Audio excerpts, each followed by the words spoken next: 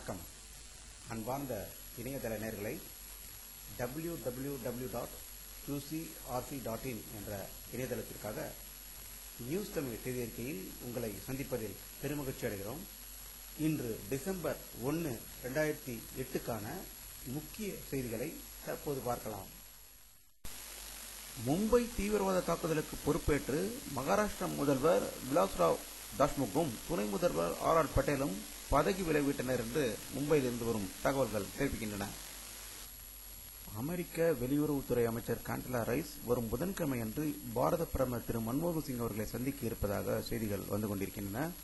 இதற்கிடையில் லண்டனில் செய்தியாளர்களிடம் பேசிய அமெரிக்க வெளியுறவுத்துறை அமைச்சர் திரு காண்டலா ரைஸ் அவர்கள் மும்பை தீவிரவாத தாக்குதலில் புலனாய்வு விவகாரத்தில் வெளிப்படையாக நடந்து கொள்ள வேண்டும் என பாகிஸ்தான் அதிபர் ஆசிப் அலி ஜர்தாரியுடன் அமெரிக்கா தெளிவாக கூறியுள்ளது என்று அவர் தெரிவித்திருக்கிறார்.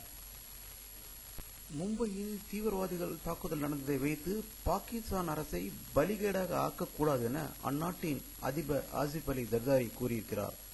பாகிஸ்தானில் உள்ள தீவிரவாதிகள் இந்த தாக்குதலை மேற்கொண்டதால் அதற்காக தமது நாடு தண்டிக்கப்படக்கூடாது என்றும் அவர் வலியுறுத்தியிருக்கிறார்.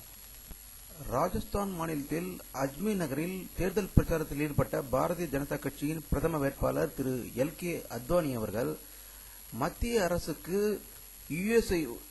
அமெரிக்காவின் உளவுத்துறைகள் தீவிரவாதிகள் தாக்குதல் கடல் வழியாக இருக்கும் என்று எச்சரித்ததை அவர் நினைவு கூர்ந்திருக்கிறார். அப்படி எச்சரிக்கும் போது மத்திய அரசாங்கம் ஏன் அதற்கான ஆயத்த பணிகளை செய்யவில்லை என்று அவர் ஒரு கேள்வி எழுப்பியிருக்கிறார்.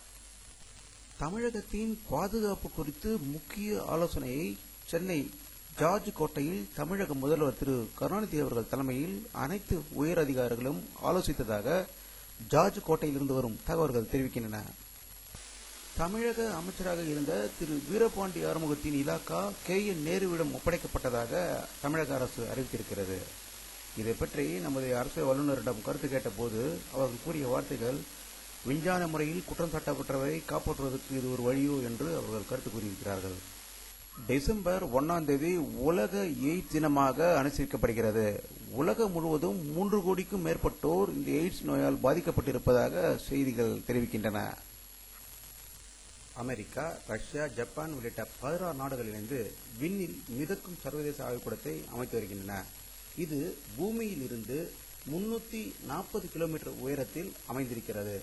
அமெரிக்காவின் நாசா நிறுவனம் எண்டவர் விண்கலத்தை கடந்த 16 நாட்களுக்கு முன் தளவாடங்களுடன் 7 விஞ்ஞான நிபுணர்கள் அனுப்பி வைக்கப்பட்டிருக்கின்றார்கள்.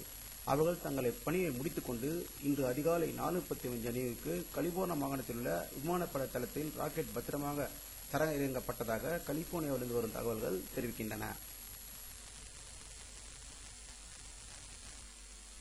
பாகிஸ்தானில் இன்று நடந்த ஒரு தற்கொலைப்படை தாக்குதலில் 10 பேர் உயிரிழந்ததாகவும் 25க்கும் மேற்பட்டோர் காயமடைந்ததாகவும் பாகிஸ்தானிலிருந்து வரும் தகவல்கள் தெரிவிக்கின்றன.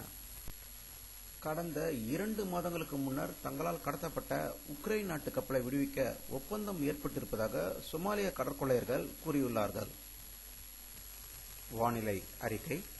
டிசம்பர் 1, 2008 பிற்பகல் 1 மணி அளவில் சேட்டலைட்டில் எடுக்கப்பட்ட புகைப்படத்தை தற்போது பார்க்கிறீர்கள். தமிழகத்தில் மேகமூட்டங்கள் அதிகம் தென்படவில்லை. வங்கக்கடலிலும் மேகமூட்டங்கள் இல்லை என்பதால் மழை பெய்வது குறைவே என்று தெரிகிறது. இத்துடன் இந்த செய்தி அறிக்கை நிறைவடைகிறது.